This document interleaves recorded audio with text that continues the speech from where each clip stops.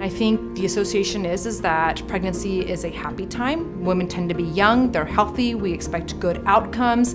And so when things don't go as expected, we don't ever think about that as a traumatic event. And there is more data now and more attention being paid to the idea of post-pregnancy PTSD. There's some triggering event with PTSD that's not necessarily there with depression. There is something that causes you to flash back to what previously happened, and that triggers symptoms of anxiety or avoidance. I know from personal experience that talking to your healthcare providers about this issue is just as important as any other medical concern you may have. My first pregnancy, I was moving along just fine, and then around 31 weeks, I just started not feeling very good. And I had blood pressures that were exorbitantly high for pregnancy. So I met the diagnostic criteria for preeclampsia with severe features, and I got delivered that night via C-section at 31 weeks and 6 days. She stayed in the NICU for about 5.5 weeks and came home, and now she's a healthy 8-year-old doing fantastic.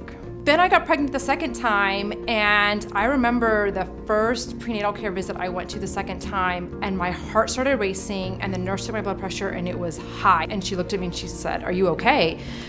And I said, "Yeah, I'm just nervous because of what happened last time." So I started showing up to doctor's appointments 20 minutes early just to give myself time, kind of talk myself off the ledge. Luckily, my trigger is so specific that it doesn't alter my daily life, and I can continue to function as a physician, as a mom, as a friend. But I recognize that there are women whose triggers are vastly different and who may not even be able to get through sometimes normal everyday life without having flashbacks to the events surrounding their pregnancies. Patients should not be afraid to talk to the healthcare providers about this. It is an important issue. It is just as important as your diabetes and your high blood pressure, and we as providers need to recognize that.